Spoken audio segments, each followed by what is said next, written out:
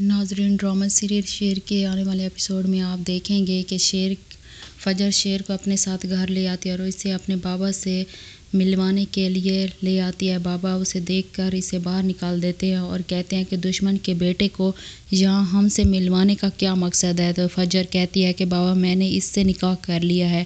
پھر کچھ ایسا ہوگا کہ فجر اور شیر ہسپتال سے فرار ہو جائیں گے اور فجر ایک الگ گھر میں رہے گی جہاں وہ شیر کو رکھے گی، وہاں اس کی بہت خدمت کرے گی اور وہ اس کا اتنا خیال رکھے گی کہ آہستہ آہستہ کچھ ہفتے گزر جائیں گے۔ کچھ مہینے گزرنے کے بعد شیر مکمل طور پر ٹھیک ہو جاتا ہے۔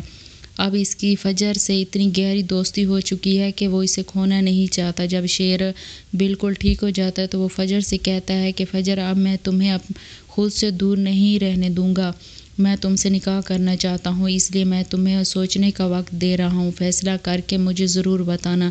کچھ دن گزرنے کے بعد فجر فیصلہ کر لیتی ہے کہ وہ شیر کے ساتھ ہی نکاح کرے گی، کیونکہ یہ تو آپ سب جانتے ہیں کہ فجر کسی کے ساتھ بھی شادی کے لیے تیار نہیں تھی اور جو بھی آدمی فجر سے شادی کرنے کے لیے آتا وہ اس کی ماضی کو دیکھتا اور اسے دیکھ کر انکار کر کے چلا جاتا۔ فجر کہتی ہے کہ میں بھی یہی چاہتی ہوں کہ شیر میری زندگی کا حصہ بنے، کیونکہ جس طرح اس نے فہد کے ہاتھوں میری جان بچائی تھی اور شادی کے دن جب وہ بھی مجھے واپس لے گیا تھا، اور جو تھوڑی بہت عزت مجھے اپنے بابا کے سامنے حاصل ہے وہ شیر کی وجہ سے ہی ہے۔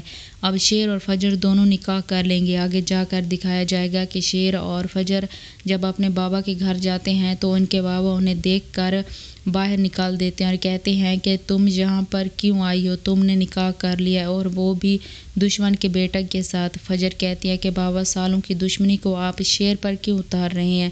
شیر ایک اچھا لڑکا ہے، کیا آپ اس کی حقیقت ابھی تک نہیں جانتے کہ اس کی شادی والے دن فہد مجھے بھگا کر لے گیا تھا؟ شیر تو مجھے واپس لے کر آیا تھا، لیکن شاید قسمت کو یہی منظور تھا کہ میری بارات واپس چلی گئی۔ اب آپ بھول جائیں اور مجھے معاف کر دیں۔ لیکن اس کا بابا اسے کہتا ہے کہ میں ساری زندگی وہ غلطی نہیں بھولوں گا تمہاری، جب ہماری عزت اس طرح نیلام ہوئی۔ وہ اسے وہاں سے نکال دیتے ہیں۔ شیر فجر کا ہاتھ تھام لیتا ہے۔ فجر بہت زیادہ روتی ہے اور شیر اسے تسلی دیتا ہے، کہتا ہے کہ تم بہت اچھی لڑکی ہو اور تمہیں ضرور اچھا وقت ضرور ملے گا، صبر کرو، یہی نصیحت ہے، تم بہت زیادہ اچھی ہو، آج میں تمہیں نصیحت دے رہا ہوں۔ وہ دونوں بہت زیادہ مسکراتے ہیں۔ اسپتال میں جس طرح فجر نے شیر کا خیال رکھا، اسے وہاں سے بھگا کر لے گئی، الگ گھر میں رکھا، وہاں اس کی دیکھ بھال کی، شیر کو ایک نئی زندگی دی، یہ سب واقعہ کمال کا ہے۔ تو پھر شیر کو فجر سے محبت کیوں نہ ہوتی؟